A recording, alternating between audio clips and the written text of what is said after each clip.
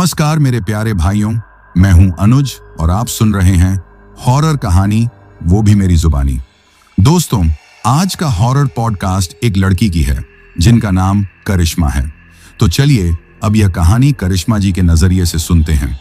लेकिन उससे पहले आप लोगों से एक रिक्वेस्ट है, आप लोग हाइप पॉइंट भेजकर अपना सपोर्ट जरूर दिखाएं। और अगर आप लोग चाहते हैं कि आपका नाम वीडियो में लिया जाए तो कमेंट में अपना नाम और अपने शहर का नाम जरूर लिखें। तो अब ज्यादा समय नहीं लेते हैं, चलिए कहानी की शुरुआत करते हैं। नमस्कार दोस्तों, मेरा नाम करिश्मा है। मैं राजस्थान के एक छोटे से खूबसूरत शहर की रहने वाली हूँ। आज मैं आप लोगों को अपनी जिंदगी के उस सबसे खौफनाक दौर के बारे में बताने वाली हूँ।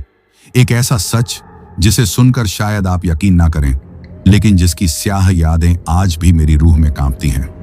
वो यादें मुझे बताती हैं कि दुनिया सिर्फ वो नहीं है जो हमें अपनी आंखों से दिखाई देती है। कुछ अंधेरे कोने ऐसे भी हैं जहां नफरत और जलन ऐसी शक्ल ले लेती हैं जिसकी हम कभी कल्पना भी नहीं कर सकते। मैं हमेशा से ही पढ़ाई में बहुत अच्छी थी। मेरे माँ बाप का सपना था कि मैं पढ़ लिख कर एक बड़ी अफसर बनूं और अपने परिवार का नाम रोशन करूं। मैं भी उनके इस सपने को पूरा करने के लिए दिन रात एक कर देती थी। स्कूल हो या कॉलेज, मेरा नाम हमेशा टॉपर्स की लिस्ट में ही रहता था। मेरे लिए मेरी किताबें ही मेरी दुनिया थी। हमारी क्लास में एक लड़की थी, रिया। वैसे तो वो मेरी सबसे अच्छी दोस्त होने का दावा करती थी, लेकिन उसकी आंखों में मैंने अपने लिए कभी सच्ची दोस्ती की चमक नहीं देखी। जब भी मुझे कोई इनाम मिलता या कोई टीचर मेरी तारीफ करता तो वो ऊपर से तो मुस्कुराती, पर उसकी मुस्कान में एक अजीब सी कड़वाहट होती थी जिसे मैं उस वक्त समझ नहीं पाती थी। वो अक्सर कहती, करिश्मा तू तो किस्मत वाली है यार, देख सब तुझे कितना मानते हैं। उसकी बातों में तारीफ कम और एक छुपी हुई जलन ज्यादा महसूस होती थी, लेकिन मैंने कभी इस बात पर ज्यादा ध्यान नहीं दिया। मुझे लगा शायद ये मेरा वहम होगा। आखिर वो मेरी दोस्त थी, वो मेरे बारे में भला क्यों गलत सोचेगी। कॉलेज के फाइनल ईयर के एग्जाम आने वाले थे और मैं अपनी तैयारियों में पूरी तरह डूबी हुई थी। हर कोई टेंशन में था, लेकिन मुझे खुद पर पूरा भरोसा था। तैयारी बहुत अच्छी थी। एग्जाम से लगभग एक हफ्ता पहले की बात है। मैं लाइब्रेरी में पढ़ रही थी कि रिया मेरे पास आई। उसके हाथ में मिठाई का एक डिब्बा था। वो बड़े प्यार से बोली, करिश्मा देख मैं तेरे लिए क्या लाई हूं। आज मैं सुबह सुबह हमारे कुल देवता के मंदिर गई थी। वहां मैंने तेरे लिए खास प्रसाद चढ़वाया है कि तू इस बार भी यूनिवर्सिटी टॉप करे। उसकी यह बात सुनकर मुझे बहुत अच्छा लगा। मैंने सोचा कि मैं उसके बारे में कितना गलत सोचती थी, वो तो मेरा इतना भला चाहती है। मैंने खुश होकर कहा, अरे रिया इसकी क्या जरूरत थी, तूने मेरे लिए इतनी तकलीफ उठाई। वो मुस्कुरा कर बोली, अरे पगली तेरे लिए इतना भी नहीं कर सकती क्या। चल अब जल्दी से ये मिठाई खा ले, भगवान का प्रसाद है, मना नहीं करते। उसने डिब्बा खोला। उसमें बेहद सुंदर दिखने वाले बेसन के लड्डू थे जिन पर चांदी का वर्क लगा हुआ था। उसने एक लड्डू उठाकर मेरी तरफ बढ़ाया। मैंने जैसे ही लड्डू खाने के लिए हाथ बढ़ाया, एक अजीब सी बात हुई। लाइब्रेरी की खिड़की से एक कौवा उड़ता हुआ आया और हमारे टेबल पर जोर जोर से काम करने लगा। उसकी आवाज इतनी कर्कश और बेचैन करने वाली थी कि मेरा हाथ एक पल के लिए रुक गया। रिया ने कौवे को उड़ाते हुए कहा, पता नहीं कहां से आ गया ये मनहूस, चल तू खा। मैंने उस बात को नजरअंदाज किया और लड्डू लेकर खा लिया। स्वाद में वो थोड़ा अजीब था, थोड़ा कड़वा सा, जैसे उसमें कुछ मिला हो। मैंने रिया से पूछा भी, रिया ये स्वाद में थोड़ा अजीब नहीं है? वो थोड़ा घबराते हुए बोली, अरे नहीं तो, वो प्रसाद है ना, इसलिए शायद तुझे अलग लग रहा होगा। चल अब मैं चलती हूँ, मुझे थोड़ा काम है। और वो वहां से जल्दी से निकल गई। उस दिन घर लौटने पर मेरा सिर बहुत भारी हो रहा था। मुझे लगा शायद ज्यादा पढ़ने की वजह से ऐसा हो रहा होगा। मैंने एक कप चाय पी और फिर से अपनी किताबों में खोने की कोशिश की, लेकिन मेरा मन नहीं लग रहा था। अक्षर मुझे धुंधले दिख रहे थे और ऐसा लग रहा था जैसे कोई मेरे कानों में धीरे धीरे कुछ फुसफुसा रहा हो। मैंने सोचा ये सब बस मेरा वहम है और मैं सोने चली गई। उस रात मैंने एक बहुत ही डरावना सपना देखा। मैंने देखा कि मैं एक अंधेरे वीरान रेगिस्तान में अकेली खड़ी हूं। चारों तरफ सिर्फ रेत है और दूर दूर तक कोई नहीं। अचानक मेरे सामने एक लंबा भयानक सा साया आकर खड़ा हो गया। उसका कोई चेहरा नहीं था, बस दो दहकती हुई लाल आंखें थीं जो मुझे घूर रही थीं। वो साया धीरे धीरे मेरी तरफ बढ़ने लगा और मैं डर के मारे चिल्लाना चाहती थी, लेकिन मेरे गले से आवाज ही नहीं निकल रही थी। मैं वहीं जम सी गई थी। वो साया मेरे बिल्कुल करीब आ गया और उसने अपना एक हाथ मेरे सिर पर रख दिया। उसके हाथ का स्पर्श ऐसा था जैसे किसी ने जलता हुआ कोयला रख दिया हो। मैं दर्द से तड़प उठी और मेरी आंख खुल गई। मैं पसीने से तरबतर थी और मेरा दिल जोर जोर से धड़क रहा था। कमरे में पूरी शांति थी, लेकिन मुझे ऐसा महसूस हो रहा था जैसे कोई अभी भी मुझे देख रहा है। मैंने डरते डरते पूरे कमरे में नजर घुमाई, पर वहां कोई नहीं था। मैंने पानी पिया और खुद को समझाने की कोशिश की कि यह बस एक बुरा सपना था। अगले दिन से मेरे अंदर अजीब बदलाव आने लगे। जिन किताबों से मुझे प्यार था, उन्हें देखते ही मुझे गुस्सा आने लगा। ऐसा लगता था जैसे ये अक्षर मेरे दुश्मन हैं। मैंने पढ़ना लिखना बिल्कुल छोड़ दिया। माँ जब भी मुझे पढ़ने के लिए कहती तो मैं उन पर बेवजह चिल्लाने लगती। एक और अजीब बात हुई, मुझे अपने बाल खुले रखना अच्छा लगने लगा। पहले मैं हमेशा अपने बालों को करीने से बांध कर रखती थी, लेकिन अब मेरे बाल हर वक्त खुले रहते। माँ टोकती, करिश्मा बेटी ऐसे बाल खोलकर नहीं घूमते, बांध ले इनको। पर उनकी बात सुनते ही मेरे अंदर एक अजीब सी आग भड़क उठती। ऐसा लगता जैसे कोई और मेरे अंदर से बोल रहा हो, नहीं, मैं इन्हें ऐसे ही रखूंगी। घर वाले मेरे इस बदले हुए व्यवहार से बहुत परेशान थे। उन्हें लगा कि शायद परीक्षा के तनाव की वजह से मैं ऐसा कर रही हूं। उन्होंने मुझे समझाने की बहुत कोशिश की, लेकिन मुझ पर किसी बात का कोई असर नहीं हो रहा था। मैं ज्यादातर समय अपने कमरे में चुपचाप बैठी रहती, दीवारों को घूरती रहती। धीरे धीरे मेरे अंदर एक और भयानक इच्छा जागने लगी। एक ऐसी इच्छा जिसके बारे में सोचकर ही आज भी मेरी रूह कांप जाती है। मुझे खून पीने की इच्छा होने लगी। जब भी सब्जी काटते हुए माँ के हाथ में हल्का सा कट लग जाता और खून की एक बूंद निकल आती तो मेरी नजरें उस पर टिक जाती। मेरे मुंह में पानी आने लगता और एक अनजानी ताकत मुझे उस खून को छकने के लिए उकसाती। मैं अपनी इस घिनौनी इच्छा से खुद भी डर गई थी। ये मैं क्या सोच रही थी? मैं ऐसी तो बिल्कुल नहीं थी। एक रात ये इच्छा इतनी प्रबल हो गई कि मैं खुद को रोक नहीं पाई। मैं बेचैनी से अपने कमरे में टहल रही थी। मुझे ऐसा लग रहा था जैसे मेरे अंदर कोई है जो खून के लिए तड़प रहा है। मेरी नजर मेरे स्टडी टेबल पर पड़े पेपर कट्टर पर गई। मैं कांपते हुए हाथों से उसकी तरफ बढ़ी। मेरे दिमाग का एक हिस्सा चिल्ला चिल्ला कर मुझे रोक रहा था। कह रहा था, करिश्मा ये तू क्या कर रही है? पागल हो गई है क्या? लेकिन मेरे शरीर पर मेरा कोई काबू नहीं था। ऐसा लग रहा था जैसे उसे कोई और नियंत्रित कर रहा है। मैंने कट्टर उठाया और बिना एक पल सोचे उसे अपनी हथेली पर चला दिया। दर्द की एक तेज लहर मेरे पूरे शरीर में दौड़ गई, लेकिन अगले ही पल मैंने जो किया वो और भी खौफनाक था। मैंने अपने हाथ से निकलते खून को अपने मुंह से लगा लिया और उसे पीने लगी। उस खून का नमकीन धातु जैसा स्वाद मेरे हलक से नीचे उतरते ही मेरे अंदर जो बेचैनी थी वो शांत हो गई। एक अजीब सा सुकून मिला मुझे। ऐसा लगा जैसे किसी प्यासे को सदियों बाद पानी मिला हो। उस रात मैं अपने ही खून से सनी हथेली को चाटते हुए जमीन पर बैठकर मुस्कुरा रही थी। मुझे नहीं पता था कि यह सिर्फ एक भयानक शुरुआत थी। मुझे नहीं पता था कि रिया की दी हुई उस मिठाई ने मेरे अंदर एक ऐसे शैतान को जगा दिया था जो मेरा खून पीकर ही शांत होने वाला था। मेरी हंसती खेलती जिंदगी एक ऐसे अंधेरे कुएं में गिरने वाली थी जहां से बाहर निकलने का कोई रास्ता नहीं था। उस रात के बाद मेरी दुनिया हमेशा के लिए बदल गई। अगली सुबह जब मैं उठी तो सबसे पहले मेरी नजर अपनी हथेली पर पड़ी। उस पर एक गहरा बदसूरत सा कट था जिसके चारों ओर खून जम गया था। रात की सारी घटना किसी भयानक सपने की तरह मेरे दिमाग में कौंध गई। एक पल के लिए मेरा पूरा शरीर खौफ से कांप गया। ये मैंने क्या कर दिया था? कोई इंसान भला ऐसा कैसे कर सकता है? मेरे आंखों में आंसू आ गए। मैं वो पुरानी करिश्मा थी जो एक छोटी सी खरोंच पर भी रो देती थी, और आज मैंने खुद अपने हाथ को इतनी बेरहमी से काट डाला था। लेकिन अगले ही पल एक और एहसास ने मेरे खौफ की जगह ले ली। वो एक अजीब सी ठंडक थी, एक अजीब सा खालीपन। मुझे अपने किए पर कोई पछतावा नहीं हो रहा था, बल्कि मेरे अंदर एक हिस्सा ऐसा था जो रात की उस हरकत को याद करके खुश हो रहा था। उस खून के स्वाद की याद आते ही मेरी जीभ पर फिर से एक सिहरन सी दौड़ गई। ये सोचकर मैं खुद से और भी ज्यादा डर गई। मेरे अंदर दो इंसान लड़ रहे थे। एक वो करिश्मा थी जो चीख चीख कर मदद मांगना चाहती थी, और दूसरी कोई और थी जो इस अंधेरे को गले लगा रही थी। मैंने जल्दी से बाथरूम में जाकर अपने घाव को धोया और उस पर पट्टी बांध ली ताकि घर में किसी को पता ना चले। जब माँ ने नाश्ते पर मेरे हाथ में पट्टी बंधी देखी और पूछा तो मैंने झूठ बोल दिया कि रात को टेबल के कोने से लग गया था। माँ ने मेरी बात पर यकीन कर लिया, लेकिन उनकी आंखों में मेरे लिए चिंता साफ झलक रही थी। उस दिन के बाद मुझ पर उस शैतानी ताकत का कब्जा और भी गहरा होता चला गया। मेरी पढ़ाई लिखाई तो जैसे पूरी तरह छूट ही गई थी। जिन किताबों को मैं अपनी जान से ज्यादा चाहती थी, अब उन्हें देखकर मेरे अंदर एक नफरत की लहर उठती। एक दिन गुस्से में मैंने अपनी सारी टेक्स्ट बुक्स को एक एक करके फाड़ दिया और उन्हें कमरे के कोने में फेंक दिया।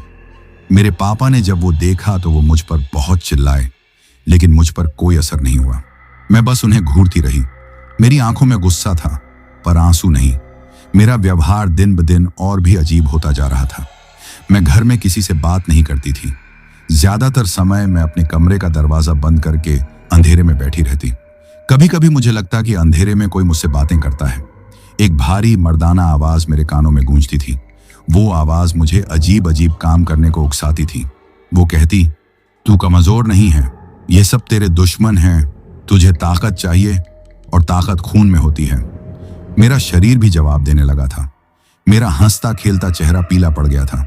आंखों के नीचे गहरे काले गड्ढे बन गए थे और मेरा वजन तेजी से गिरने लगा था। ऐसा लगता था जैसे कोई चीज मुझे अंदर ही अंदर से खा रही हो, खोखला कर रही हो। माँ मुझे पौष्टिक खाना खिलाने की कोशिश करती, लेकिन मुझे खाने को देखकर उबकाई आती थी। मुझे बस एक ही चीज की तलब लगती थी, खून। ये तलब अब एक पागलपन में बदल चुकी थी। मैं हर वक्त बेचैन रहती। मेरे हाथ का घाव भरने लगा था और ये बात मुझे परेशान कर रही थी। मुझे फिर से उस स्वाद की जरूरत महसूस हो रही थी। एक दोपहर जब घर में कोई नहीं था, मैं किचन में गई। मेरी नजर फ्रिज में रखे कच्चे मांस पर पड़ी। उसे पॉलीथीन में लपेटा गया था, लेकिन उसके अंदर से रिसता हुआ लाल खून मुझे साफ दिख रहा था। मैं एक टक उसे देखे जा रही थी। मेरा दिल जोर जोर से धड़क रहा था। मेरे अंदर की आवाज मुझसे कह रही थी, पी ले, यही तेरी दवा है। मैं किसी मशीन की तरह आगे बढ़ी, फ्रिज खोला और वो मांस का पैकेट बाहर निकाला। मेरे हाथ कांप रहे थे। मैंने पैकेट खोला और उस ठंडे चिपचिपे मांस को हाथ में उठा लिया। मैं उससे टपकते खून को अपनी उंगलियों से छाटने ही वाली थी कि तभी दरवाजे की घंटी बजी। मैं बुरी तरह चौंक गई। ऐसा लगा जैसे किसी ने मुझे नींद से जगा दिया हो। मैंने घबरा कर उस मांस को वापस फेंका और अपने हाथ धोए। मेरे पूरे शरीर में एक कंपी छूट रही थी। मैं ये किस हद तक गिर गई थी। घर वाले मेरी हालत देखकर बुरी तरह टूट चुके थे। उन्हें समझ नहीं आ रहा था कि उनकी हंसती खेलती बेटी को अचानक क्या हो गया है। वो मुझे शहर के सबसे अच्छे डॉक्टर के पास ले गए। डॉक्टर ने कई सारे टेस्ट करवाए, लेकिन रिपोर्ट्स में कुछ नहीं निकला। शारीरिक रूप से मैं बिल्कुल ठीक थी। डॉक्टर ने कहा कि शायद मुझे परीक्षा का गहरा सदमा लगा है। ये एक तरह का डिप्रेशन है। उन्होंने मुझे कुछ नींद की गोलियां दी और एक मनोचिकित्सक साइकाइट्रिस्ट से मिलने की सलाह दी। मनोचिकित्सक के साथ मेरा सेशन किसी बुरे सपने से कम नहीं था। मैं पूरे समय बस चुपचाप बैठी रही, छत को घूरती रही। उन्होंने मुझसे कई सवाल पूछे, मेरे बचपन के बारे में, मेरी दोस्ती के बारे में, लेकिन मैंने एक शब्द भी नहीं कहा। मेरे अंदर बैठी वो शैतानी ताकत मुझे कुछ भी बोलने से रोक रही थी। जब डॉक्टर ने मेरे हाथ पर बंधे घाव के बारे में पूछा तो मैं अचानक गुस्से से फट पड़ी।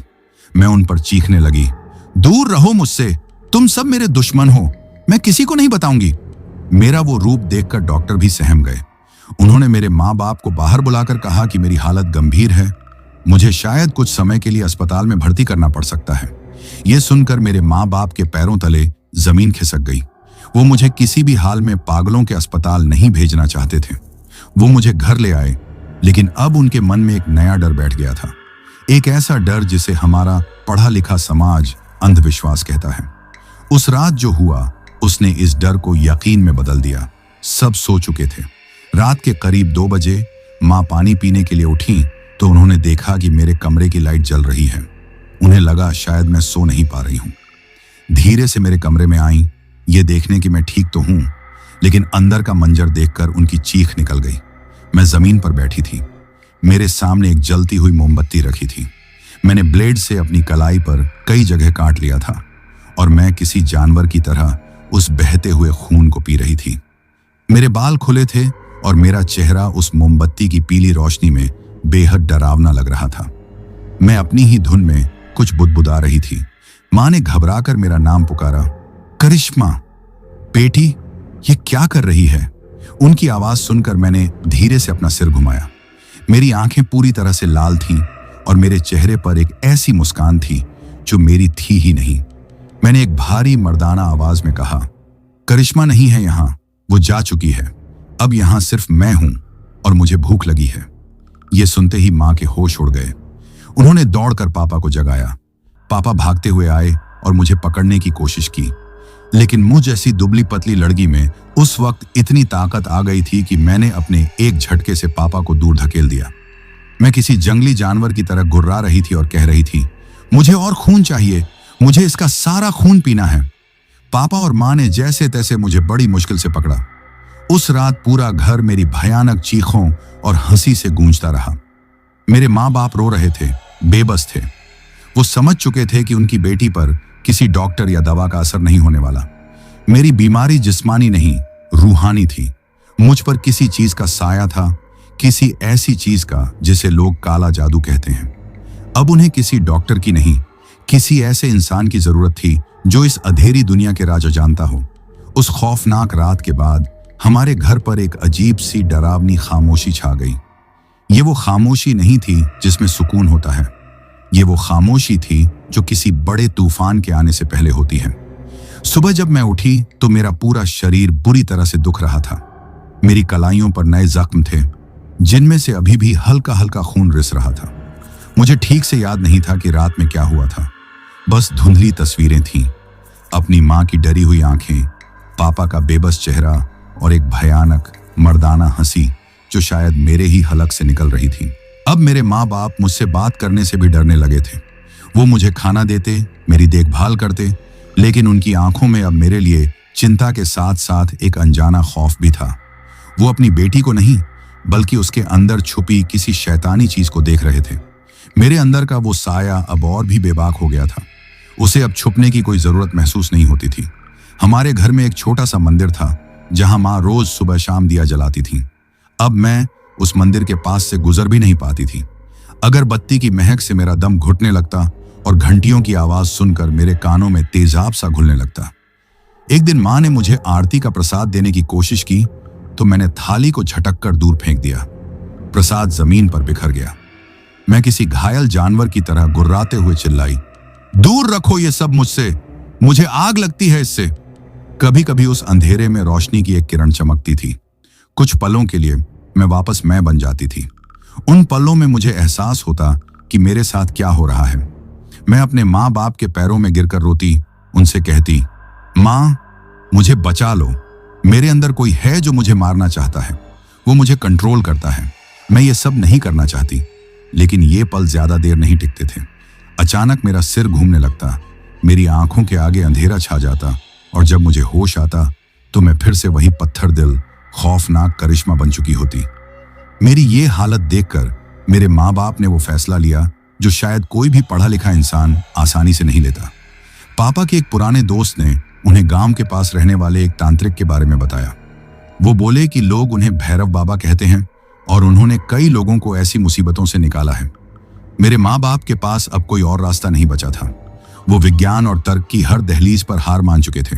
अब उन्हें चमत्कार या कहूं तो अंधविश्वास के ही दरवाजे पर दस्तक देनी थी। अगले ही दिन वो मुझे लेकर भैरव बाबा के पास जाने के लिए तैयार हो गए। मुझे ले जाना आसान नहीं था। मैं जाने के लिए बिल्कुल तैयार नहीं थी। मेरे अंदर की वो ताकत मुझे रोक रही थी।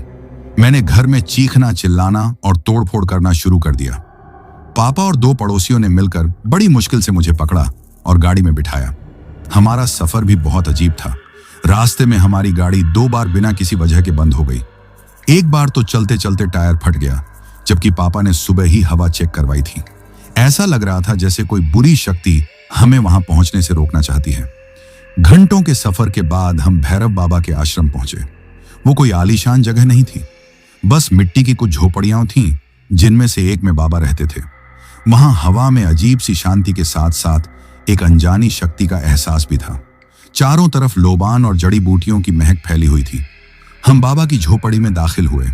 अंदर बहुत कम रोशनी थी। जमीन पर एक चटाई बिछी थी जिस पर करीब 60 से 65 साल के एक बुजुर्ग बैठे थे। उनकी लंबी सफेद दाढ़ी थी और आंखों में एक अजीब सा तेज था। उन्होंने हमें देखते ही हाथ के इशारे से बैठने को कहा। मैं वहां पहुंचते ही बेचैन हो गई थी। मुझे उस जगह से भाग जाने का मन कर रहा था। बाबा ने एक तक मेरी आंखों में देखा। उनकी नजरें इतनी पैनी थीं कि मुझे लगा जैसे वो मेरे आर पार देख रहे हैं, सीधे मेरे अंदर बैठे उस साए को। मैं गुर्राने लगी और अपनी मर्दाना आवाज में बोली, क्यों लाया है मुझे यहां बुढ़े? तू मेरा कुछ नहीं बिगाड़ सकता। बाबा मुस्कुराए। उनकी मुस्कान में डर नहीं बल्कि एक तरह की चुनौती थी। उन्होंने मेरे माँ बाप की तरफ देखे बिना कहा, बेटी को सामने बिठाओ। पापा ने मुझे खींचकर उनके सामने बिठा दिया। बाबा ने अपनी झोली में से एक पीतल के लोटे से थोड़ा पानी लिया, कुछ मंत्र पढ़े और मुझ पर छींटे मारे। वो पानी की बूंदें जैसे ही मेरे शरीर पर पड़ी, मैं ऐसे तड़प उठी जैसे किसी ने मुझ पर खौलता हुआ तेल डाल दिया हो। मैं जोर जोर से चीखने लगी। मेरी आवाज अब पूरी तरह से एक मर्द की थी। वो साया मेरे जरिए बोल रहा था, छोड़ दे मुझे, मैं इसे नहीं छोड़ूंगा। मुझे हुक्म मिला है, मैं इसका सारा खून पीकर ही जाऊंगा। मेरे माँ बाप ये सब देखकर थर थर कांप रहे थे। बाबा ने अपनी आंखें बंद की और कुछ देर तक गहरे ध्यान में चले गए। जब उन्होंने आंखें खोली तो उनके चेहरे पर पसीना था और एक गहरी चिंता की लकीरें थीं। उन्होंने मेरे माँ बाप से कहा, तुम्हारी बेटी पर किसी आम भूत प्रेत का साया नहीं है। इस पर एक बहुत ही शक्तिशाली खूंखार पुरुष प्रेत को छोड़ा गया है। इसे काले जादू की सबसे घिनौनी क्रिया मारण प्रयोग के जरिए भेजा गया है। पापा ने कांपते हुए पूछा, बाबा इसका मतलब? बाबा ने गहरी सांस लेते हुए कहा, इसका मतलब यह है कि इस प्रेत को तुम्हारी बेटी को मारने का काम सौंपा गया है। यह इसका खून पीकर अपनी ताकत बढ़ा रहा है और जिस दिन इसका पेट भर जाएगा उस दिन तुम्हारी बेटी का शरीर बेजान हो जाएगा। यह किसी खाने की चीज में मिलाकर तुम्हारी बेटी को दिया गया है। यह सुनते ही मां को रिया की दी हुई वो मिठाई याद आ गई। उन्होंने रोते रोते बाबा को उस दिन की पूरी बात बताई। बाबा ने सिर हिलाते हुए कहा, तो जलन और नफरत ने ये आग लगाई है। जिसने भी यह करवाया है उसने किसी मामूली ओझा से नहीं बल्कि किसी माहिर शैतान के पुजारी से यह काम करवाया है। पापा ने हाथ जोड़कर कहा, बाबा आप हमारी मदद कीजिए, आप ही इसे बचा सकते हैं। आप जो कहेंगे हम वो करने को तैयार हैं। यह सुनकर भैरव बाबा ने एक ठंडी सांस भरी। उन्होंने जो कहा उसने हमारे पैरों तले रही सही जमीन भी खींच ली। वो बोले, बेटा मैं तुम्हारी मदद करना तो चाहता हूं पर मैं नहीं कर सकता। इस प्रेत को जिस ताकतवर तरीके से बांधकर भेजा गया है उसे तोड़ने की शक्ति मुझ में नहीं है। यह मेरी क्षमता से बहुत बाहर है।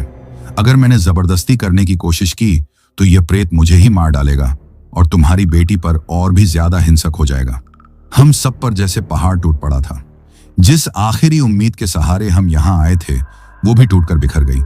माँ तो वहीं जमीन पर बैठकर दहाड़े मारकर रोने लगी। हम निराश होकर उठने ही वाले थे कि बाबा बोले, रुको।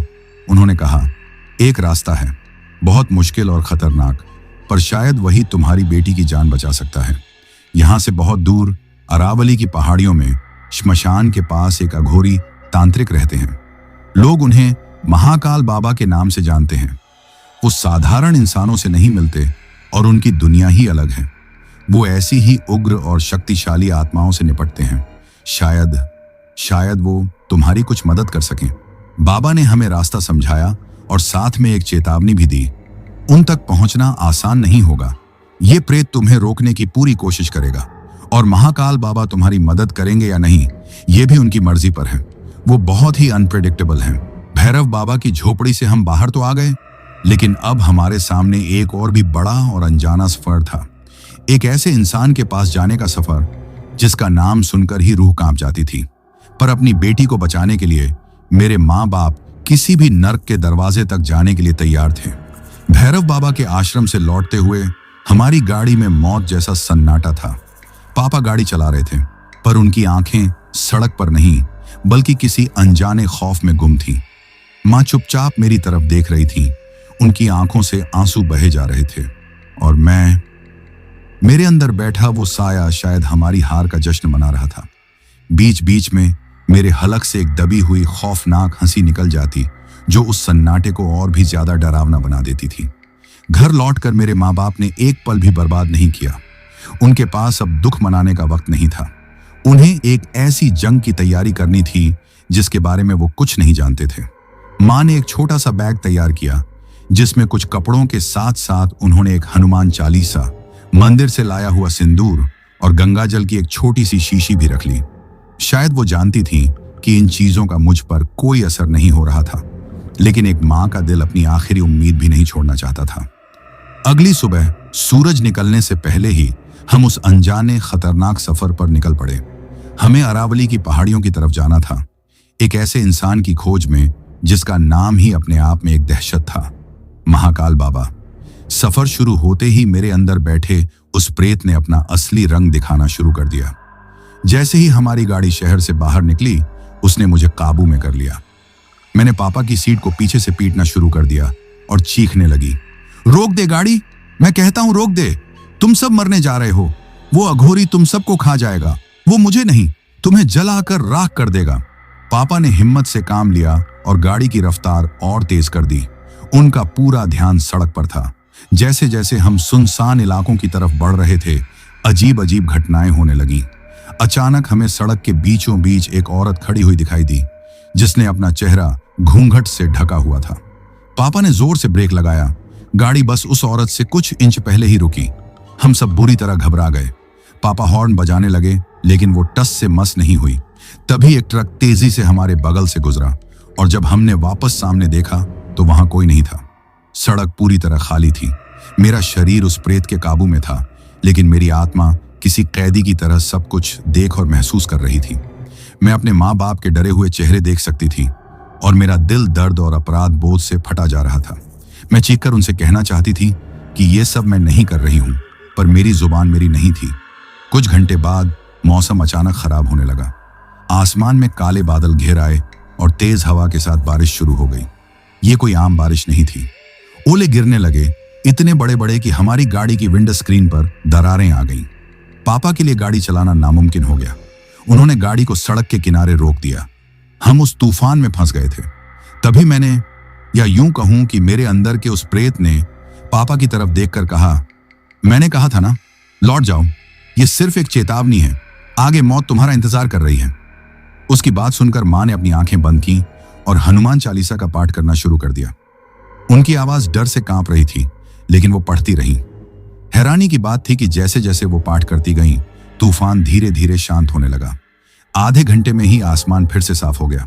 इस घटना ने मेरे माँ बाप के इरादे को और भी मजबूत कर दिया। वो समझ गए थे कि ये प्रेत हमसे डर रहा है। वो हमें महाकाल बाबा तक पहुंचने नहीं देना चाहता। कई घंटों के और भी ज्यादा खौफनाक सफर के बाद हम आखिरकार अरावली की पहाड़ियों के पास पहुंचे। यहां का माहौल ही कुछ और था। हवा में एक भारीपन था, एक उदासी थी। चारों तरफ पथरीली बंजर जमीन थी और दूर हमें एक श्मशान घाट से उठता हुआ धुआं दिखाई दे रहा था। भैरव बाबा ने बताया था कि महाकाल बाबा का स्थान उसी श्मशान के पास है। पापा ने गाड़ी रोकी और हम पैदल ही उस धुएं की दिशा में बढ़ने लगे। वहां की हवा में जलते हुए मांस, लकड़ी और अजीब सी जड़ी बूटियों की गंध घुली हुई थी। श्मशान के पास पहुंचते ही मेरे अंदर का प्रेत बुरी तरह से बेचैन हो गया। वो मुझे पीछे की तरफ खींच रहा था, उस जगह से दूर ले जाना चाहता था। श्मशान के किनारे पर ही एक बड़ी सी गुफा थी। गुफा के बाहर जानवरों की खालें सूख रही थीं और इंसानी खोपड़ियां लटकी हुई थीं। जमीन पर राख और कोयले से अजीब अजीब से चित्र बने हुए थे, जिन्हें शायद यंत्र कहते हैं। यही महाकाल बाबा का स्थान था। हम डरते डरते गुफा के मुहाने पर पहुंचे।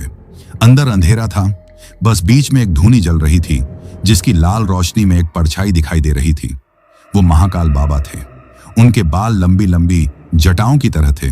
पूरा शरीर श्मशान की भस्म राख से सना हुआ था और उन्होंने कमर पर बस एक काले रंग का कपड़ा लपेट रखा था। वो इंसानी खोपड़ियों के एक घेरे के बीच में बैठे ध्यान में लीन थे। उनकी आंखें बंद थीं, लेकिन ऐसा लग रहा था जैसे वो हम सबको देख रहे हैं। हम कुछ बोल पाते उससे पहले ही उन्होंने अपनी आंखें खोली। उनकी आंखें, मैं उन्हें कभी नहीं भूल सकती। वो पूरी तरह से लाल थीं, जैसे उनमें आग जल रही हो। उन्होंने मेरे माँ बाप को पूरी तरह नजरअंदाज कर दिया। उनकी भेदती हुई नजरें सीधे मुझ पर गड़ी हुई थीं।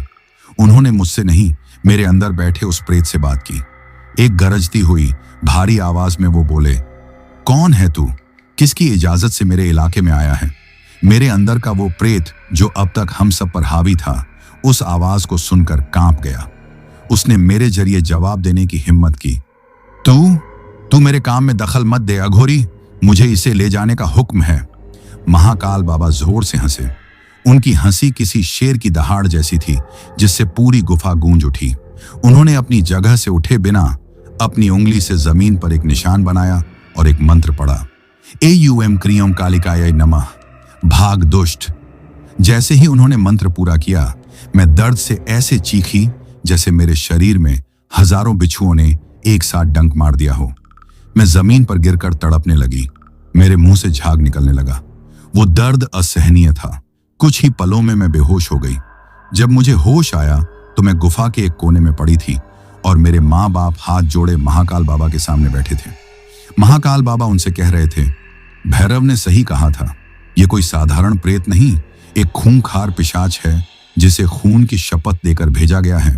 इसे वामाचार ब्लैक मैजिक का एक उग्र रूप की क्रिया से सिद्ध करके तुम्हारी बेटी के पीछे लगाया गया है। मां ने रोते हुए पूछा, बाबा क्या हमारी बेटी ठीक हो जाएगी? महाकाल बाबा ने मेरी तरफ देखे बिना कहा, इसे एक लड़की ने भेजा है जिसकी रूह में जलन की आग इस कदर भर चुकी है कि उसने अपनी आत्मा का सौदा कर लिया है। यह सुनकर मेरे माँ बाप को पूरा यकीन हो गया कि यह सब रिया का ही किया धरा है। पापा ने गिड़गिड़ाते हुए कहा, बाबा हमारी मदद कीजिए, हमारी बेटी को बचा लीजिए। महाकाल बाबा कुछ देर चुप रहे। फिर उन्होंने एक ऐसी बात कही जिसने मेरे माँ बाप को एक भयानक दुविधा में डाल दिया। वो बोले, इस पिशाच ने अपनी जड़ें तुम्हारी बेटी की आत्मा में बहुत गहरी जमा ली हैं। इसे निकालने के लिए एक महाअनुष्ठान करना होगा, एक आध्यात्मिक युद्ध। वो अनुष्ठान बहुत भयंकर होगा। उस दौरान कुछ भी हो सकता है। उन्होंने एक पल रुककर मेरे माँ बाप की आंखों में देखा और कहा, इस बात की कोई गारंटी नहीं है कि अनुष्ठान के बाद तुम्हारी बेटी का शरीर उस प्रहार को झेल पाएगा। हो सकता है कि पिशाच को निकालते निकालते इसकी जान चली जाए। उन्होंने सीधा सवाल पूछा, बोलो इसकी आत्मा को बचाने के लिए इसकी जिंदगी दांव पर लगाने को तैयार हो? गुफा में सन्नाटा छा गया। बाहर श्मशान में किसी की चिता जल रही थी और उसकी लकड़ियों के छटकने की आवाज साफ सुनाई दे रही थी। मेरे माँ बाप के सामने उनकी बेटी की जिंदगी और मौत का सबसे मुश्किल चुनाव था। महाकाल बाबा का सवाल गुफा की दीवारों से टकराकर गूंज रहा था, बोलो इसकी आत्मा को बचाने के लिए इसकी जिंदगी दांव पर लगाने को तैयार हो? मेरे माँ बाप के लिए यह जिंदगी का सबसे मुश्किल पल था। उनकी आंखों के सामने उनकी इकलौती बेटी थी जिसका शरीर तो जिंदा था पर जिसकी आत्मा पर एक राक्षस का कब्जा था। मैंने देखा मेरे पापा ने मेरी माँ का हाथ कसकर पकड़ लिया। उनकी आंखों में आंसू थे पर आवाज में एक चट्टान जैसी मजबूती थी। उन्होंने महाकाल बाबा की आंखों में देखते हुए कहा, बाबा एक राक्षस की गुलाम बनकर जीने से तो मौत बेहतर है। अगर इस शरीर के अंदर हमारी बेटी की आत्मा नहीं है तो यह शरीर हमारे लिए वैसे भी एक लाश ही है। आप अनुष्ठान कीजिए।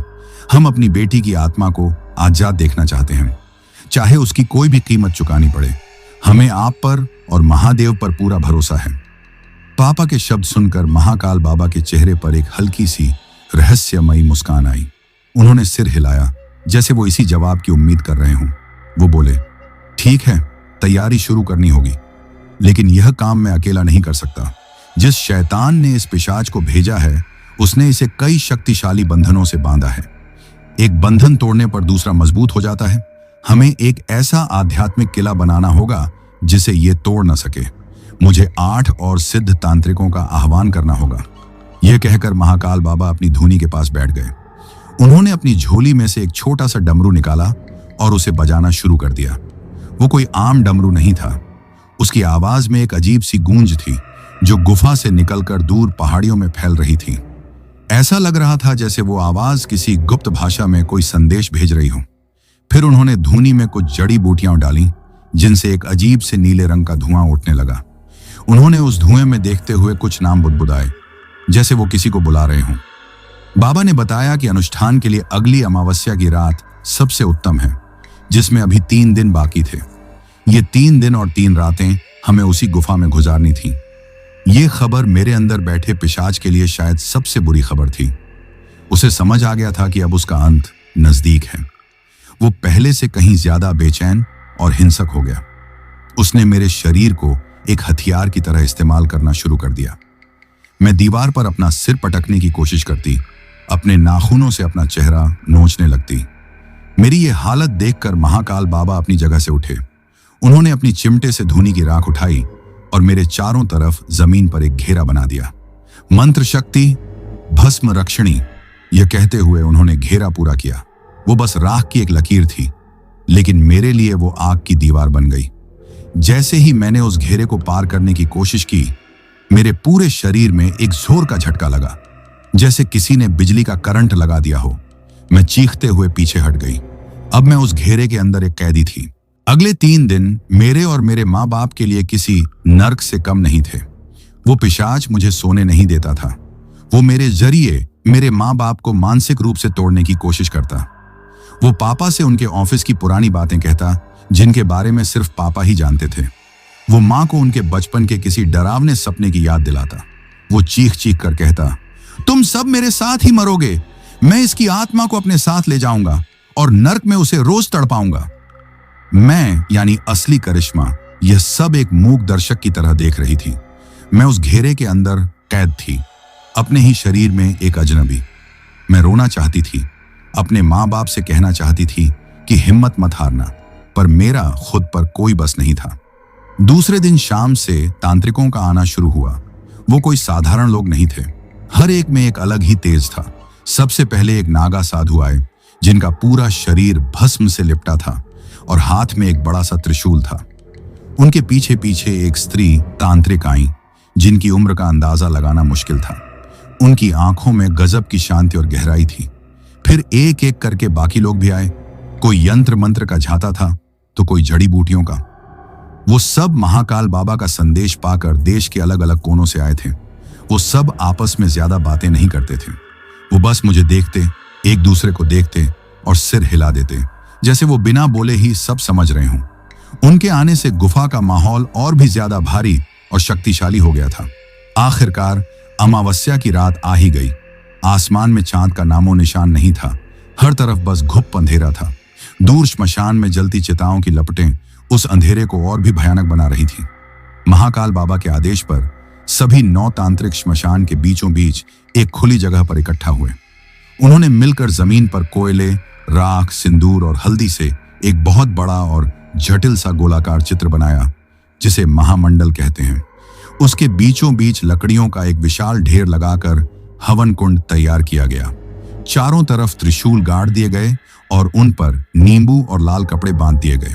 हवा में मंत्रों का हल्का हल्का जाप शुरू हो गया था। पूरा माहौल किसी भयानक सपने जैसा लग रहा था। जब सारी तैयारियां पूरी हो गईं, तो 2 तांत्रिक मुझे उस राख के घेरे में से उठाकर महामंडल की तरफ ले जाने लगे। उस वक्त मैं पूरी तरह से उस पिशाच के वश में थी। मैं किसी जंगली जानवर की तरह गुर्रा रही थी, उन्हें काटने की कोशिश कर रही थी, पर उन दोनों की पकड़ लोहे जैसी मजबूत थी। उन्होंने मुझे लाकर उस महामंडल के ठीक बीच में बिठा दिया। मेरे चारों तरफ 9 महाशक्तिशाली तांत्रिक खड़े थे और सामने हवन कुंड था। मैं उस बंधन में भी अपनी पूरी ताकत से छूटने की कोशिश कर रही थी। मेरी आंखों से अब नफरत और गुस्सा बरस रहा था। तभी महाकाल बाबा ने अपना त्रिशूल हवा में उठाया। बाकी 8 तांत्रिकों ने एक साथ मिलकर एक तीव्र स्वर में किसी प्राचीन शक्तिशाली मंत्र का उच्चारण शुरू किया। एयूएम जयंती मंगला, काली भद्रकाली कपालिनी। उनके मंत्र बोलते ही सामने रखे हवन कुंड में अपने आप धधक की आवाज के साथ आग की लपटें उठने लगीं। वो आग आम आग की तरह पीली या नारंगी नहीं थी, वो नीले और हरे रंग की थी। महाकाल बाबा ने अपनी गरजती हुई आवाज में ऐलान किया, अनुष्ठान प्रारंभ हो। वो रात मेरी जिंदगी की आखिरी रात भी हो सकती थी। मेरी आत्मा को बचाने की सबसे बड़ी और भयानक लड़ाई शुरू हो चुकी थी। वो रात थी या प्रलय का आगाज, मैं कह नहीं सकती। जैसे ही महाकाल बाबा ने अनुष्ठान शुरू होने का ऐलान किया, मेरे चारों तरफ बैठे 8 तांत्रिकों ने एक साथ मंत्र उच्चार शुरू कर दिया। उनकी आवाजें अलग अलग थीं, लेकिन वो एक होकर एक ऐसी शक्तिशाली ध्वनि पैदा कर रही थी जो किसी हथौड़े की तरह मेरे ऊपर बरस रही थी। ये चोट मेरे शरीर पर नहीं, बल्कि मेरे अंदर बैठे उस पिशाच की रूह पर लग रही थी। मेरे अंदर से एक अमानवीय, दिल दहला देने वाली चीख निकली। वो चीख मेरी नहीं थी, वो उस शैतान की थी जो दर्द से तड़प रहा था। मेरा शरीर जमीन पर ऐसे फड़कने लगा जैसे पानी के बिना कोई मछली फड़कती है। बंद करो ये सब, वो मेरे मुंह से दहाड़ा। मैं तुम सबको कच्चा चबा जाऊंगा। तुम जानते नहीं मैं कौन हूं। हवा में मंत्र गूंज रहे थे। हवन कुंड की नीली हरी लपटें आसमान को छूने की कोशिश कर रही थीं और लोबान गुग्गुल की तीव्र गंध चारों तरफ फैली हुई थी। मैं अपनी आत्मा के किसी कोने में दुबकी हुई ये सब देख रही थी। ये मेरे शरीर में हो रही एक ऐसी जंग थी जिसमें युद्ध का मैदान भी मैं थी और हथियार भी मैं। वो पिशाच आसानी से हार मानने वाला नहीं था। जब मंत्रों का प्रहार उस पर तेज हुआ तो उसने अपनी शैतानी शक्तियों से पलटवार किया। अचानक श्मशान में एक तेज आंधी चलने लगी। हवा इतनी शक्तिशाली थी कि उसने आसपास के छोटे मोटे सामान को उड़ा दिया। उसका निशाना हवन कुंड था। वो उस पवित्र अग्नि को बुझा देना चाहता था, लेकिन इससे पहले कि हवा का झोंका आग तक पहुंचता, वो शांत आंखों वाली स्त्री तांत्रिक अपनी जगह पर खड़ी हुई। उन्होंने अपने हाथ में पकड़े पानी के कमंडल से जल निकालकर आग के चारों तरफ छिड़का और कुछ मंत्र पढ़े। एक अदृश्य दीवार सी बन गई और हवा की ताकत उस आग का कुछ नहीं बिगाड़ सकी। पिशाच गुस्से से और भी ज्यादा हिंसक हो गया। अब उसने तांत्रिकों का ध्यान भटकाने की कोशिश की। हवन कुंड के धुएं में से डरावनी शक्लें उभरने लगी। मुझे उन शक्लों में मेरे मरे हुए दादा दादी दिखाई दिए जो रो रो कर मुझे अपने पास बुला रहे थे। फिर मुझे रिया का हंसता हुआ चेहरा दिखा जो कह रही थी, देखा, मैंने तुझे बर्बाद कर दिया। यह सब इतना असली लग रहा था कि एक पल के लिए तांत्रिकों का ध्यान भी भटका। तभी वो नागा साधु अपनी जगह से गरजे। उन्होंने अपना भारी भरकम त्रिशूल उठाया और पूरी ताकत से उसे अपने सामने जमीन पर गाड़ दिया। जमीन में त्रिशूल धंसते ही एक तेजी तरंग सी उठी और धुएं में बनी सारी शक्लें एक चीख के साथ गायब हो गईं। यह जंग अब मेरे शरीर पर अपना असर दिखा रही थी। मेरा बदन बर्फ की तरह ठंडा पड़ता जा रहा था। मेरी नाक से खून की एक पतली धार बहने लगी थी। मैं दूर अपने माँ बाप को देख सकती थी। वो हाथ जोड़े खड़े थे, उनकी आंखों से आंसू बह रहे थे और उनके होंठ लगातार प्रार्थना में हिल रहे थे। उनकी बेबसी देखकर मेरे अंदर लड़ने की एक कमजोर सी इच्छा जागी। अनुष्ठान अपने चरम पर पहुंच रहा था। मंत्रों की गति और तीव्रता बढ़ चुकी थी। अब महाकाल बाबा अपनी जगह से उठे। वो धीरे धीरे चलकर मेरे पास आए। बाकी 8 तांत्रिकों ने अपनी पूरी शक्ति उनके पीछे लगा दी। ऐसा लग रहा था जैसे वो अपनी सारी आध्यात्मिक ऊर्जा महाकाल बाबा को दे रहे हों। बाबा की आंखें दहकते हुए अंगारों जैसी लग रही थीं। उन्होंने मेरे ठीक सामने खड़े होकर अपनी गरजती हुई आवाज में उस पिशाच को ललकारा, बहुत खेल लिया तूने इस शरीर के साथ। अब बता, कौन है तू? क्या नाम है तेरा? किसने भेजा है तुझे? उनके सवालों में कोई साधारण जिज्ञासा नहीं थी, बल्कि एक ऐसा आदेश था जिसे कोई नकार नहीं सकता था। मेरे अंदर का पिशाच तड़प उठा। वो जवाब नहीं देना चाहता था, पर बाबा के मंत्रों ने उसे मजबूर कर दिया। मेरा शरीर हवा में कुछ इंच ऊपर उठ गया और मेरे हलक से कई आवाजें एक साथ निकली। मैं रक्त पिशाच हूं। मुझे रिया ने भेजा है इसकी बलि लेने के लिए। मैं अपना काम पूरा करूंगा। मैं इसे मार डालूंगा। उसकी स्वीकारोक्ति के साथ ही महाकाल बाबा ने वो किया जिसका सबको इंतजार था। उन्होंने हवन कुंड के पास रखा वो काले रंग का मिट्टी का मटका उठाया जिस पर सिंदूर और भस्म से भयानक यंत्र बने हुए थे। उन्होंने मटका मेरे सामने रखते हुए अंतिम और सबसे शक्तिशाली निष्कासन मंत्रों का जाप शुरू किया। एयूएम ह्रीं श्रीयों क्लीं अमुकस्य पिशाचस्य उच्चाटनम कुरु कुरु स्वाहा। ये मंत्र नहीं, मौत का फरमान था उस पिशाच के लिए। मेरा शरीर किसी कमान की तरह पीछे की तरफ खींच गया। मेरे फेफड़ों में जितनी भी हवा थी वो एक ऐसी चीख में बदल गई जिसे सुनकर शायद पत्थर भी टूट जाते।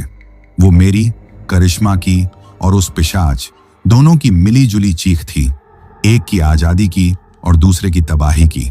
और फिर मैंने उसे देखा, एक काला गाढ़ा धुआं, एक साया जबरदस्ती मेरे मुंह, नाक और आंखों से बाहर खींच रहा था। वो धुआं हवा में एक पल के लिए एक भयानक इंसानी शक्ल लेने की कोशिश करता, फिर खींचकर उस मटके के अंदर समा जाता। वो चीख रहा था, गिड़गिड़ा रहा था, पर महाकाल बाबा के मंत्रों के आगे उसकी एक न चली। जैसे ही उस काले धुएं का आखिरी कतरा मेरे शरीर से निकलकर मटके में गया, एक दूसरे तांत्रिक ने फुर्ती से उस पर ढक्कन लगा दिया। महाकाल बाबा ने एक पल की भी देरी के बिना अपने गले में पहनी रुद्राक्ष की माला उतारी और कसकर उस मटके के गले में बांध दी। उन्होंने अंतिम कीलन मंत्र पढ़े, अत्रैव तिष्ठ बंधयामि त्वां, यहीं रह, मैं तुझे बांधता हूं। रुद्राक्ष की माला एक पल के लिए तेजी से चमकी और फिर शांत हो गई, और उसके साथ ही सब कुछ शांत हो गया। आंधी रुक गई। हवन कुंड की आग की लपटें सामान्य हो गईं। श्मशान में मौत जैसी खामोशी छा गई। मेरा शरीर, जो अब उस शैतान से आजाद हो चुका था, बेजान होकर जमीन पर गिर पड़ा। जंग खत्म हो चुकी थी। मेरी आंखों के आगे अंधेरा छाने से पहले मैंने अपनी मां को करिश्मा कहकर मेरी तरफ भागते हुए देखा। मुझे नहीं पता मैं कितनी देर बेहोश रही। जब मेरी आंखें खुली तो मैंने खुद को महाकाल बाबा की गुफा में एक चटाई पर लेटे हुए पाया। मेरे सिर के नीचे एक पोटली रखी थी जिससे किसी जड़ी बूटी की भीनी भीनी खुशबू आ रही थी। मेरे माँ बाप मेरे पास ही बैठे थे।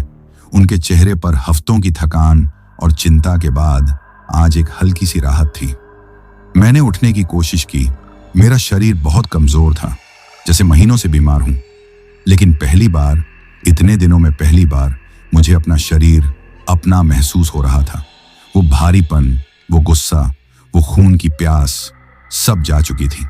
मेरे अंदर एक खालीपन था, लेकिन वो डरावना नहीं बल्कि सुकून देने वाला था। मेरे अंदर अब कोई और नहीं था, मैं अकेली थी। मैंने कांपती हुई आवाज में कहा, मां। मेरी अपनी आवाज सुनकर मेरे और मेरी मां दोनों की आंखों में आंसू आ गए। वो मुझसे लिपट कर रोने लगी। पापा मेरे सिर पर हाथ फेर रहे थे। हम कुछ देर बस रोते रहे। वो खुशी के, राहत के और उस खौफ से गुजरने के दर्द के मिले जुले आंसू थे। तभी गुफा में महाकाल बाबा दाखिल हुए। उनके हाथ में वही काले रंग का मटका था जिस पर रुद्राक्ष की माला बंधी थी। उसे देखते ही मेरे शरीर में एक सिहरन सी दौड़ गई। बाबा ने मेरे माँ बाप की तरफ देखकर कहा, अभी काम पूरा नहीं हुआ है, इस शैतान को हमेशा के लिए दफन करना होगा। उन्होंने पापा की तरफ मटका बढ़ाते हुए कहा, इसे ले जाओ। गांव के बाहर जहां 3 रास्ते मिलते हैं, उस तिराहे पर तुम्हें एक गहरा गड्ढा खोदना होगा, इतना गहरा कि ये फिर कभी रोशनी न देख सके। सूरज निकलने से पहले यह काम हो जाना चाहिए। फिर उन्होंने पापा को सबसे जरूरी और सबसे डरावनी हिदायत दी, याद रखना, इसे ले जाते समय और दफनाते समय ये तुम्हें बहुत बहकाने की कोशिश करेगा। तुम्हें रोने की, चीखने की, मदद की आवाजें सुनाई देंगी। हो सकता है ये तुम्हारी बेटी की आवाज में तुमसे बात करे, पर कुछ भी हो जाए पीछे मुड़कर मत देखना, एक शब्द भी मत बोलना। इसे दफनाकर बिना पीछे देखे सीधे किसी मंदिर जाना, वहां खुद को शुद्ध करना और फिर घर लौटना। पापा का चेहरा डर से सफेद पड़ गया था, लेकिन अपनी बेटी के लिए वो यमराज से भी लड़ने को तैयार थे। उन्होंने हिम्मत से वो मटका उठाया। उसे छूते ही ऐसा लगा जैसे किसी ने बर्फ को छू लिया हो। वो चुपचाप गुफा से निकलकर अंधेरे में चले गए। वो कुछ घंटे मां और मेरे लिए काटना मुश्किल हो गया। हम बस भगवान से पापा की सलामती की दुआ कर रहे थे। सूरज की पहली किरण निकलने के साथ ही पापा वापस लौटे। वो पसीने से भीगे हुए थे, आंखें लाल थीं और वो बुरी तरह हाँफ रहे थे। उन्होंने हमें कुछ नहीं बताया, बस इतना कहा कि काम हो गया। मैं आज तक नहीं जानती कि उस रात पापा ने क्या क्या सुना और क्या क्या महसूस किया। उन्होंने उस राज को हमेशा के लिए अपने सीने में दफन कर दिया। महाकाल बाबा ने मुझे अपने पास बुलाया। उन्होंने एक ताबीज मेरे गले में पहनाते हुए कहा, बेटी, वो पिशाच तो चला गया, पर वो तेरी रूह पर गहरे जख्म छोड़ गया है।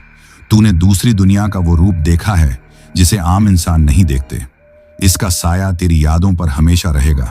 तुझे अंधेरे से, अकेलेपन से डर लगेगा। अब से ईश्वर की भक्ति में मन लगाना, वही तेरा सबसे बड़ा कवच है। पापा ने उन्हें दक्षिणा देने की कोशिश की, पर उन्होंने हाथ जोड़कर मना कर दिया। वो बोले, इस पिशाच से लड़कर मुझे जो आध्यात्मिक अनुभव मिला, वही मेरी दक्षिणा है। अब तुम लोग यहां से जाओ और फिर कभी इस तरफ मुड़कर मत देखना। हमारा सफर अब घर की ओर था, लेकिन ये वापसी उस सफर से बिल्कुल अलग थी। मेरे अंदर अब कोई शैतान नहीं चीख रहा था, बस एक खामोशी थी। घर लौटकर जिंदगी को दोबारा पटरी पर लाना आसान नहीं था। जैसा महाकाल बाबा ने कहा था, मैं ठीक तो हो गई थी, पर पहले जैसी कभी नहीं हो पाई। मुझे भयानक सपने आते। मुझे हर अंधेरे कोने में किसी का साया दिखता। मैं महीनों तक अकेले एक कमरे में सो नहीं पाई। मेरा इलाज शुरू हुआ। डिप्रेशन और एंजाइटी की दवाइयां चलने लगी। कुछ महीने बाद हमारे शहर से एक खबर आई। रिया और उसके परिवार पर जैसे कहर टूट पड़ा था। पहले उसके पापा का चलता हुआ बिजनेस रातों रात ठप्प हो गया। फिर उसका भाई एक ऐसी अजीब बीमारी में पड़ गया जिसका कोई डॉक्टर पता नहीं लगा पा रहा था, और खुद रिया लोगों का कहना था कि वो पागल हो गई है। वो अक्सर रात में चीखती थी कि लाल आंखों वाला एक आदमी उसे घूरता है और उसका खून पीने की बात करता है। आखिरकार वो परिवार सब कुछ बेचकर रातों रात शहर छोड़कर कहीं गायब हो गया। किसी को नहीं पता वो कहां गए। कहते हैं जो गड्ढा दूसरों के लिए खोदता है उसमें एक दिन वो खुद ही गिरता है। आज इस बात को कई साल हो गए हैं। मैं अब एक सामान्य जिंदगी जीने की कोशिश करती हूँ। मैंने अपनी पढ़ाई पूरी की, एक नौकरी भी कर रही हूँ, पर आज भी मेरी दवाइयाँ चलती हैं। वो काली रातें मेरी यादों से पूरी तरह कभी नहीं मिटी। मैं आप लोगों को अपनी ये कहानी इसलिए बता रही हूँ क्योंकि जलन और नफरत एक ऐसा जहर है जो सिर्फ दूसरों को ही नहीं बल्कि सबसे पहले उस इंसान को बर्बाद करता है जिसके दिल में ये पैदा होती है। मेरी दोस्त ने भी यही किया था और उसका अंजाम क्या हुआ ये सब ने देखा। और एक बात हमेशा याद रखिएगा, इस दुनिया में बहुत सी ऐसी चीजें हैं जो हमारी समझ और विज्ञान से परे हैं। हर अनसुनी बात को सिर्फ अंधविश्वास कहकर उड़ा देना ठीक नहीं।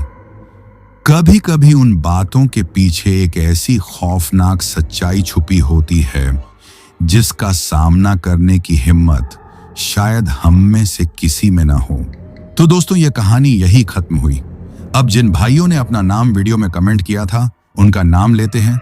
असीम भाई इंदौर से, नरेंद्र मानकर भाई मध्य प्रदेश से, वजन कुमार भाई बिहार से, मोहम्मद याकूब भाई तेलंगाना से, बिप्रो दास भाई असम सिलचर से, नूर आलम भाई सऊदी अरब से, रजनी और अजय भाई इंदौर से, अवनीत, जानवी और मानसी जालंधर पंजाब से, अली मुर्तजा भाई कुवैत से, गणेश पाठक भाई सूरत से, मनीष राजपूत भाई सूरत से, विनोद गुरुंग भाई दुबई से, कमल संघवी भाई बेगूसराय बिहार से, विक्रांत तमंग भाई वेस्ट बंगाल से, अविनाश सिंह भाई फरीदाबाद से, अनिल चौहान भाई सिवान बिहार से, ताहिर रंगरेज भाई कुवैत से, मलिक सैफ भाई ओडिशा से, अशोक पंवार भाई नंदरी से, नंदनी, वर्षा और अनन्या दलीप जयपुर से, निसरीन भाई मध्य प्रदेश इंदौर से, मुकेश तिवारी भाई प्रयागराज से, सरोज भाई नेपाल से, आसिफ भाई कराची से, मुकेश गुप्ता भाई लुधियाना से, मिन्नतुल्लाह भाई बंगलौर से, ऋषपाल बिश्नोई भाई जोधपुर राजस्थान से, संदीप यादव भाई निबी बरवा से, विशाल शर्मा भाई रतलाम मध्य प्रदेश से, जुनैद भाई पूर्णिया से, विपिन वंसा भाई हरियाणा से, कमल भाई म्यांमार से, संकेत दैवत भाई यवतमाल महाराष्ट्र से, गुरफान खान भाई उत्तर प्रदेश से, मोहन भाई झारखंड से, नरेश वर्मा भाई छत्तीसगढ़ से, पाशा भाई तेलंगाना से, पूनम जी जमशेदपुर झारखंड से, यूएस हर्ष तिवारी भाई लोहारी सिरसा प्रयागराज से, इंदुपाल जी छत्तीसगढ़ से, हसन भाई इटली से, सतीश पाठक भाई अमरावती महाराष्ट्र से, ताजवली खान और मुस्तफा खान भाई इंग्लैंड से, भूपेंद्र झारिया भाई कवर्धा छत्तीसगढ़ से, धीरज चौधरी भाई महाराजगंज उत्तर प्रदेश से, नितेश कुमार भाई महावा से, अनुराग कश्यप भाई दुबई से, योगपाल पांडे भाई बस्ती उत्तर प्रदेश से, सोनू चीमा भाई करनाल से, विपिन भाई गाजियाबाद से, सुभारता सरकार भाई बंगलौर से, लोहित मांझी भाई ओडिशा से, बाबर आजम और रिजवान भाई लाहौर पाकिस्तान से,